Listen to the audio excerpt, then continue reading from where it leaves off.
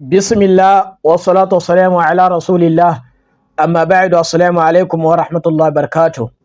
Aiwa masu kallon mu a wannan lokaci da bibiyan mu a shafukan sada zumunta, kamar yadda muka saba muna gabatar da lokaci zuwa lokaci karatun littafin Zadu Zawjaini fi ahadith Rasulul Amin na Muhammad Sanusi Alkanawi.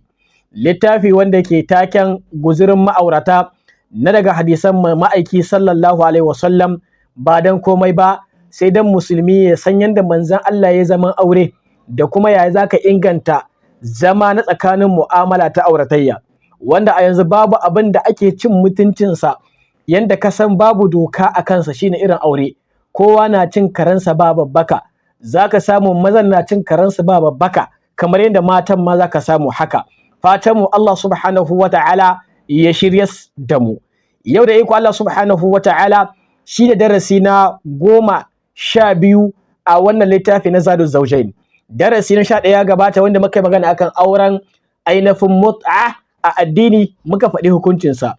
Yau a darasi na 12 za mu ɗauki wani hadisin na daban, hadisi na 12 insha Allah. Ba'da a'udhu billahi minash shaitanir rajim. Mala yace al-hadithu thani ashar, hadisi na 12 an Abdullahi bin Umar radiyallahu anhuma قال أن النبي صلى الله عليه وسلم قال إذا دعي أحدكم إلى وليمة عرس فليجب، رواه مسلم في صحيحه. وانا حديثي لنا عبد الله بن عمر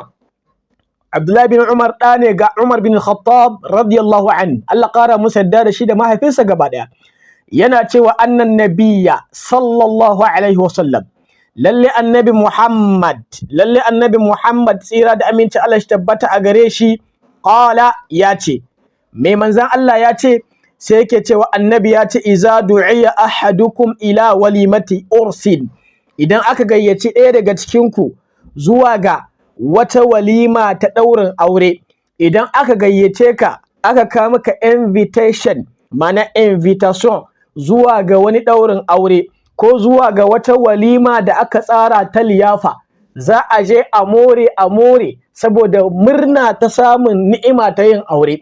To idan aka samu wani daga cikin abokanka ko ɗan uwa ko ƴan uwa musulmi, in dai ɗan uwa ne musulmi mai aƙida ingantacciya, ya gayyace ka zuwa ga wata walima ta aurensa, ya kawo maka invitation ko ya gayyace ka ta waya ko ya gayyace ka ta hanyar wani abokinsa ko kuma ya gayyace ka ta wasu hanyoyin sada zumunta da sauransu, annabi ya ce falyujib, dole ka amsa. Na daga cikin haƙƙin musulmi akan musulmi guda 6, kamar yadda hadisi ya zo daga Musa al-Ash'ari, yana faɗa annabi ke cewa haqqul muslimi ala al-muslimi 60, haƙƙin musulmi akan ɗan uwan musulmi guda 6 ne. Idza laqitahu fa sallim alayhi, abu na farko idan ɗan uwanka musulmi zai huce ka yi masa sallama. Abu na biyu, wa iza atasa fa hamidallaha fa shammituhu, idan ya atishawa ya gode wa Allah to ka mayar masa. Wa iza marida fa uduhu, idan yayi rashin lafiya kai ka ziyarce shi. Wa iza da'aka fa ajibhu, idan ya kiraye ka zuwa walimar daura aurensa to ka amsa. Wannan shine mahallu shahid.